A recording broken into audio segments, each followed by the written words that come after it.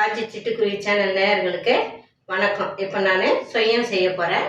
அதுக்கு என்னென்ன தேவைன்றதை சொல்கிறேன். அதுக்கு தேவையான பொருட்கள் பச்சைப்பயிறு, கோதுமை மாவு, வெல்லம், ஏலக்காய், ஆயில். இதை வச்சு தான் நான் இப்போ சுயம் செய்ய போகிறேன். இப்போ கேஸில் ஒரு பாத்திரத்தை வச்சு தண்ணி ஊற்றுறேன். தண்ணி ஒரு 1/2 லிட்டருக்கு கொஞ்சம் அதிகமாக தண்ணி ஊற்றிட்டு கேஸை பற்ற வைக்கிறேன்.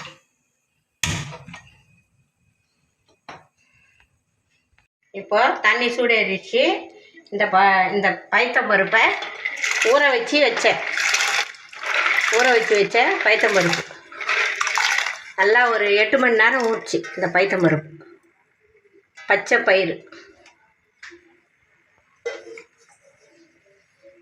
இது 200 கிராம் பச்சை பயிறு 8 மணி நேரம் ஊற வச்சு சுத்தம் பண்ணி கல்லெல்லாம் இல்லாமல் சுத்தம் பண்ணி கழுவிட்டு இப்போ வேக போட்டிருக்கேன்.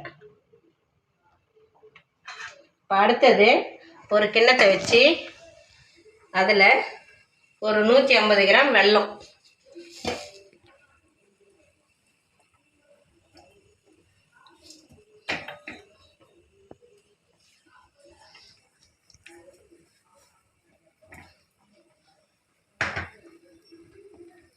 வெல்லம் போட்டு கொஞ்சமாக தண்ணி ஊற்றி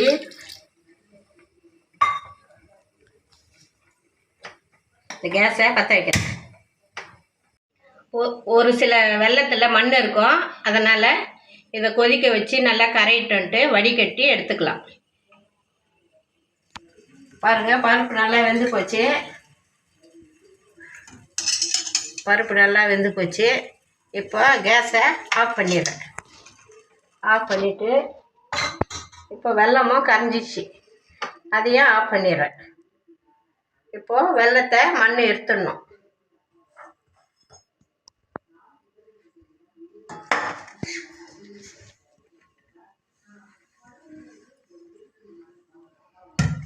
இது ஆறட்டும், பருப்பு ஆறட்டும்.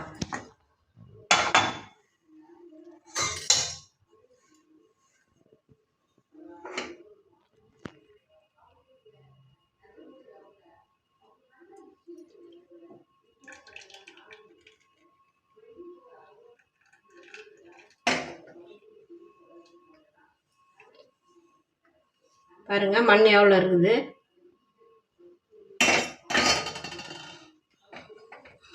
பாருங்கள், பருப்பு ஆறிடுச்சு. இப்போ நல்லா தண்ணி எடுத்துட்டு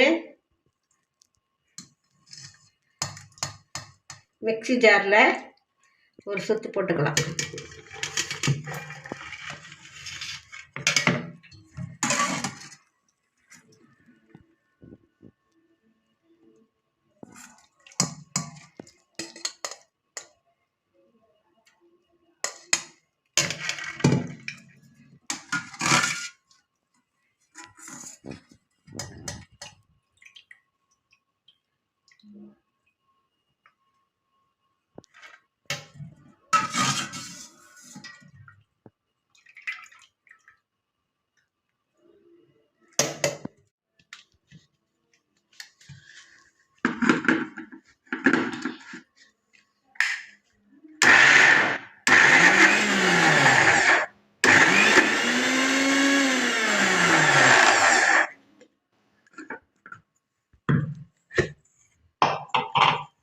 பருப்பு பாருங்கள், அரைச்சிட்டேன்.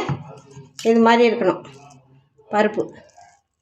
ஏன்னா வெல்லத்தை கலந்தோம்னா இப்போ சரியாக கரெக்டாக வந்துடும். இப்போது கேஸை பற்ற வைக்கிறேன். வெல்லம் வடிகட்டின இல்லைங்க, அது இது.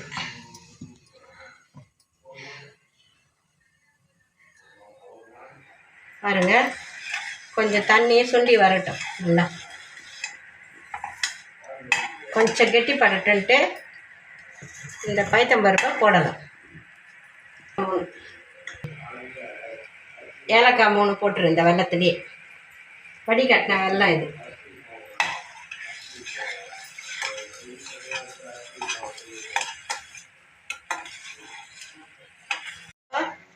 அரைச்சி வச்ச பருப்பை இதில் போடுறேன்.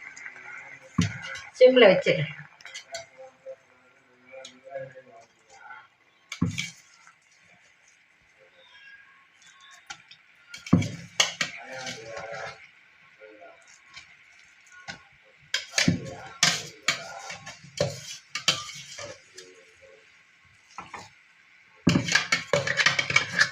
கடலைப்பருப்பில் கூட செய்யலாம்.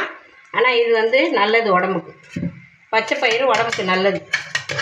அதனால தான் பச்சை பயிறு வச்சு செய்கிறேன்.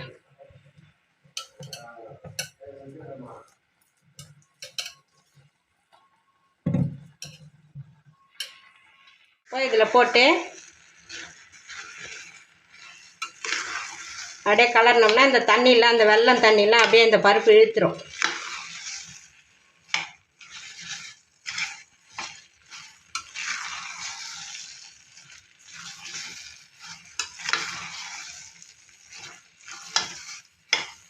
கொஞ்சம் பொறுமை தேவை இதுக்கு.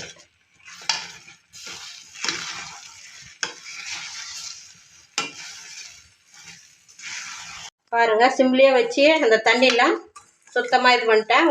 கைவிடாமல் கலரணும். நான் தண்ணி கொஞ்சம் அதிகமாக வச்சதுனால தான் இந்த வேலை. தண்ணி திட்டமாக இன்னும் கொஞ்சம் குறைச்சி வச்சு போட்டால் கரெக்டாக பதத்துக்கு வந்துடும்.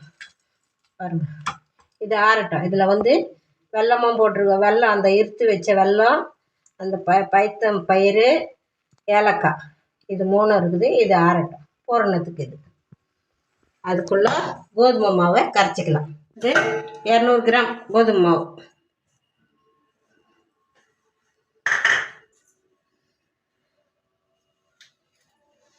கொஞ்சமாக சால்ட்டு.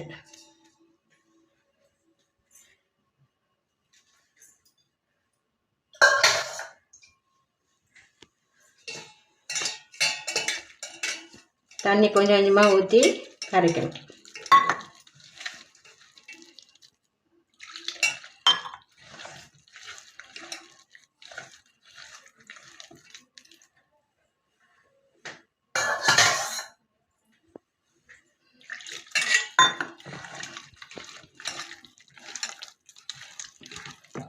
அளவுக்கு கரைச்சிங்கன்னா திட்டமாக சால்ட்டு கொஞ்சமாக போட்டு, ஒரு 1/4 ஸ்பூன் உப்பு போட்டேன். சால்ட்டு இந்த அளவுக்கு. இப்போ கடாயை வச்சு எண்ணெய் காய்ச்சிக்கலாம். கடாயை கேஸில் வைக்கிறேன்.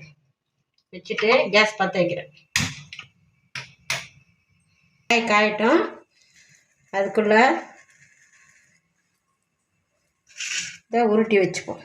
இந்த பூரணத்தை உருட்டி வச்சுக்கலாம். கடலைப்பருப்பில் கூட செய்யலாம். அதை விட இதில் செய்தோம்னா நம்மளுக்கு உடம்புக்கு நல்லது. பச்சை பயிறு இது.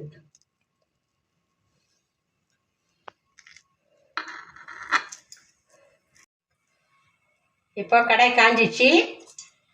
எண்ணெய் கடாயில் ஊற்றுறேன்.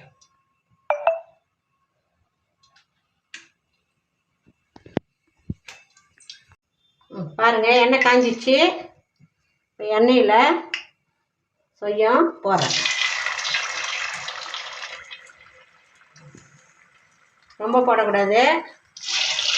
ஒரு 4 நாளாக தான் போடணும்.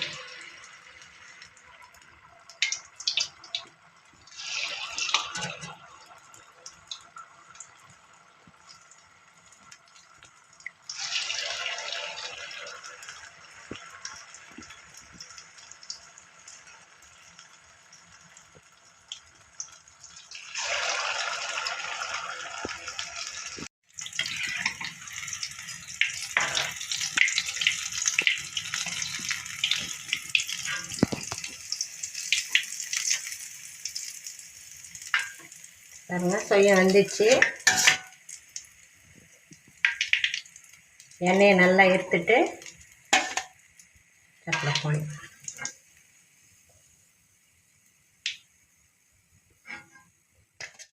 பாருங்கள், சொய்யம் ரெடி ஆயிடுச்சு. இது வந்து கடலைப்பருப்பு வைக்கல, நான் உடம்புக்கு நல்லதுன்னு சொல்லிட்டு பைத்தம் பயிர் வச்சுருக்கேன்.